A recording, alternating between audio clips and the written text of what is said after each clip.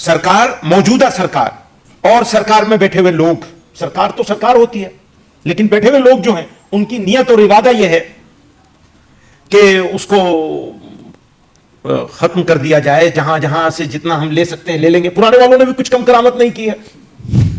मेरा मानना ऐसा है कि इख्तियारात कानून के हिसाब से कितने भी मिले हुए हों,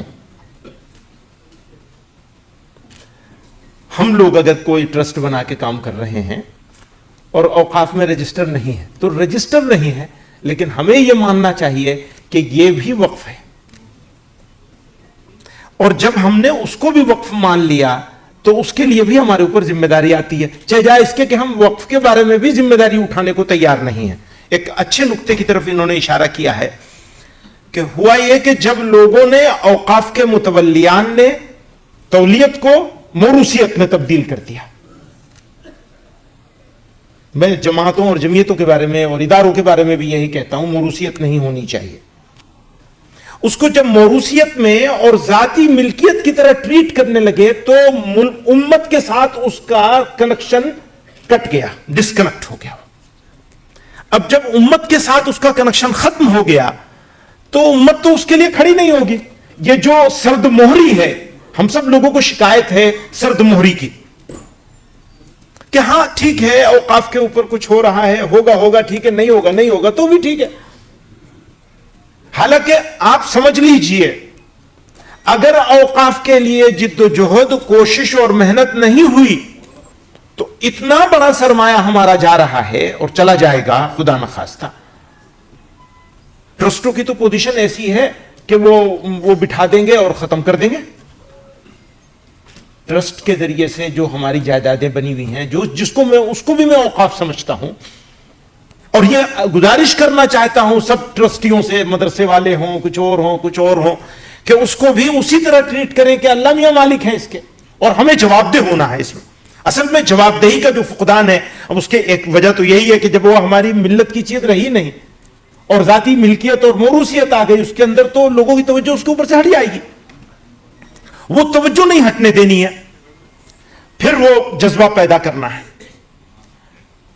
सरकार, मौजूदा सरकार और सरकार में बैठे हुए लोग, सरकार तो सरकार होती है, लेकिन बैठे हुए लोग जो हैं उनकी नियत और इरादा यह है कि उसको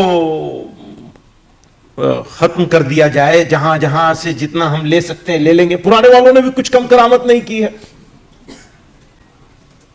उन्होंने इतनी सब करामतें नहीं की होती हैं, तो उनका रोना भी है, अपना रोना भी है, हमारा खुद का, किसी दूसरे को क्या कहेंगे। आज के इसमें शरई तनाजुर है, इसका हमारी जिम्मेदारी। असल में बाकी बातें तो सब हो जाएंगी अगर हमारे अंदर अपना जिम्मेदारी का एहसास पैदा हो जाए। कुछ साथी ऐसे खड़े हो जाएं जो ये कहें कि हम स्पेशली बस इसी में काम करेंगे, जैसे अकरमुल जब्बार साहब हैं, हमारे सैयद महमूद अख्तर साहब हैं, और हमारे पास यहां मौजूद हैं खुसरू साहब के साहिबजादे जो सदारत कर रहे हैं इस इजलास की।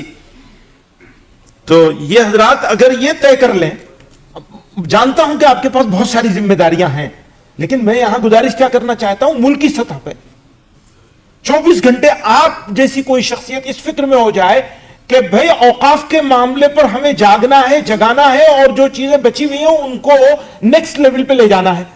मान लीजिए मैं खड़ा होऊंगा किसी औकाफ की बड़ी जायदाद को लोगों को मशवरा देने के लिए कि तुम ये करो, तुम ये करो, तुम ये करो, तो उसका असर मसलन इतना सा होगा 10%, 20%। आप अगर खड़े होंगे क्योंकि आपने इस पे काम किया हुआ है, आपके दादा से लेके वालिद और आप भी अल्हम्दुलिल्लाह, तो आप अगर ये बात लोगों से कहेंगे कि देखिए हमने ऐसे किया है, आप भी ऐसा कुछ करिए, इसको जाती चीज मत बनाइए, इसको कौमी चीज बनाइए और इसका हक अदा करने की कोशिश करिए, तो अल्लाह ताला कितनी मेहरबानियां खुदा की दुनिया में भी आखिरत में भी नसीब होंगी। तो ये चीज समझाने के काम समझाना है पूरे मुल्क में, और लाखों करोड़ की जायदादें। अच्छा, जायदाद अहमियत नहीं रखती है, अहमियत रखती है ये कि इसका हमने फायदा कैसे उठाया। अब एक फायदा यह कि आपने एक बिल्डिंग बना दी और उसका किराया आने लगा, उस किराए से कुछ यतीमों को, कुछ बेवाओं को, कुछ बच्चों को स्कॉलरशिप मिलने लगी, ये भी बड़ा फायदा है, छोटा फायदा नहीं है। लेकिन अगर आपने उसको दानिशगाह, तालीम गाह बना दिया तो वो तो उसका लंबा फायदा होने वाला है कौम को। कौम में तब्दीली तो बगैर तालीम के आएगी नहीं। تعلیم اور تربیت تو میں جیسے میں عرض کر رہا تھا کہ فل ٹائم جاب ہے یہ. ہم لوگ تو بہت ساری جگہوں میں پھنسے ہوئے ہیں. ہم اپنے ساتھیوں سے بھی یہ کہتے ہیں بھائی کریں گے کیا, کیسے کریں گے, آج ایک ہے, دوسرا ہے, تیسرا ہے.